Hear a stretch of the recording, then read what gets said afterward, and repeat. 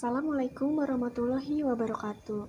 Halo semuanya, bertemu lagi dengan saya, Ibu Devina. Bagaimana kabar kalian hari ini?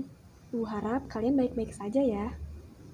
Nah, apakah kalian sudah pernah dengar teks kritik dan esai? Kali ini, kita akan belajar mengenai teks kritik dan esai.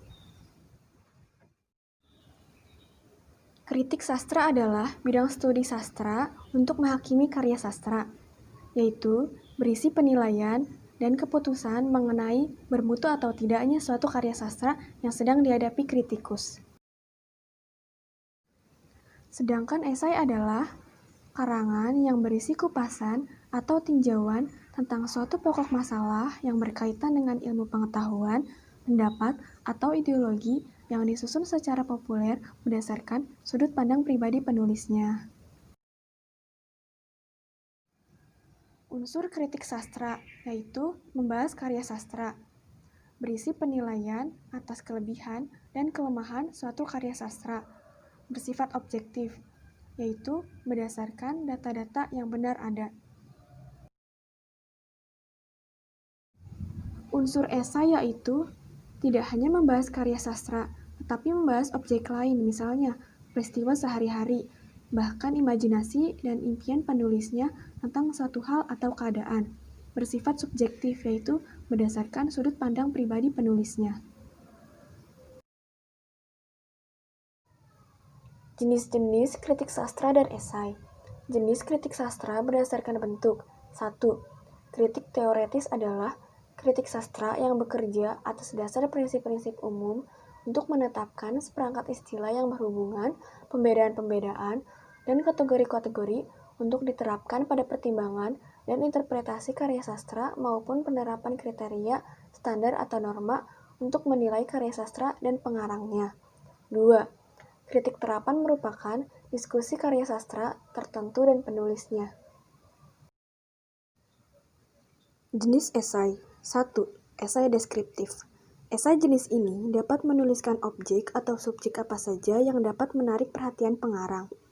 Ia bisa mendeskripsikan sebuah rumah, sepatu, pantai, dan sebagainya. 2. Esai tajuk. Esai jenis ini dapat dilihat di surat kabar atau majalah. Esai ini memiliki fungsi menyatakan pandangan dan sikap surat kabar atau majalah tersebut terhadap isu tertentu. Dengan esai tajuk, surat kabar tersebut membentuk opini pembaca. Esai semacam ini tidak perlu mencantumkan nama penulis. 3. Esai cukilan. Watak esai ini memperbolehkan penulis membeberkan beberapa segi dari kehidupan individual seseorang kepada pembaca. Lewat cukilan itu, pembaca bisa mengetahui sikap penulis terhadap tipe pribadi yang dibeberkan. Di sini, penulis tidak menuliskan biografi. Ia hanya memilih bagian yang utama dari kehidupan dan watak pribadi tersebut. 4. Esai pribadi. Esai ini hampir sama dengan esai cukilan. Akan tetapi, esai pribadi ditulis sendiri oleh pribadi tersebut tentang dirinya sendiri. Penulis akan menyatakan saya adalah saya. Saya akan menceritakan kepada saudara tentang saya dan pandangan saya tentang hidup. Ia membuka tabir tentang dirinya sendiri. 5. Esai reflektif. Esai reflektif ditulis secara formal dengan nada baca serius. Penulis mengungkapkan secara mendalam, sungguh-sungguh, dan hati-hati tentang topik yang penting berhubungan dengan hidup. Misalnya, kematian, politik, pendidikan, dan hakikat manusia. Esai ini ditujukan kepada cendekiawan. 6. Esai kritik. Dalam esai ini, penulis memusatkan diri pada uraian tentang seni. Misalnya, lukisan, tarian, pahat, patung, teater, dan kesusastraan. Esai ini membangkitkan kesadaran pembaca tentang pikiran dan perasaan penulis tentang karya seni. Kritik yang menyangkut karya sastra disebut kritik sastra. Persamaan kritik dan esai adalah jenis tulisan yang sama-sama mengungkapkan pendapat atau argumen. Perbandingan kritik dan esai berdasarkan pengetahuan yang disajikan. Kritik. Objek kajian adalah karya, misalnya seni musik, sastra, tari, drama, film, pahat, dan lukis. Esai. Objek kajian dapat berupa karya atau fenomena. Kritik. Ada deskripsi karya. Bila karya berwujud buku, deskripsinya berupa sinopsis atau novel. Esai. Tidak ada ringkasan atau sinopsis karya. Kritik. Menyajikan data objektif. Esai. Tidak selalu membutuhkan data. Perbandingan kritik dan esai berdasarkan pandangan penulisnya. Kritik. Penilaian terhadap karya dilakukan secara objektif, disertai data dan alasan yang logis. Esai. Kajian dilakukan secara subjektif, menurut pendapat pribadi penulis esai. Kritik. Dalam memberikan penilaian, seringkali menggunakan kajian teori yang sudah mapan. Esai. Jarang atau hampir tidak pernah mencantumkan kajian teori. Kritik.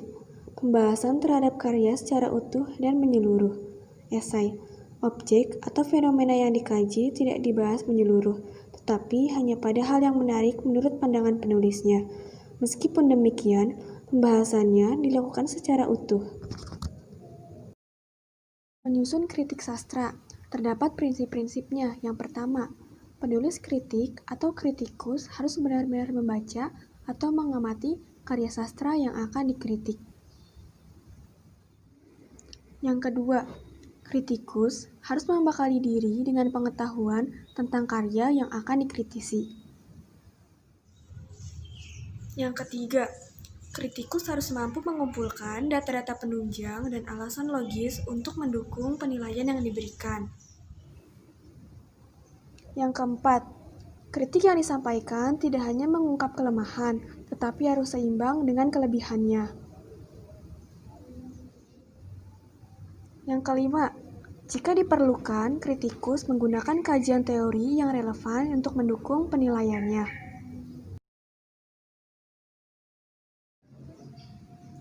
Selanjutnya, menyusun pernyataan esai terhadap objek atau peristiwa. Berbeda dengan kritik yang menyajikan kelebihan dan kelemahan karya, esai membahas mengenai objek atau peristiwa dari sudut pandang yang dianggap menarik oleh penulisnya.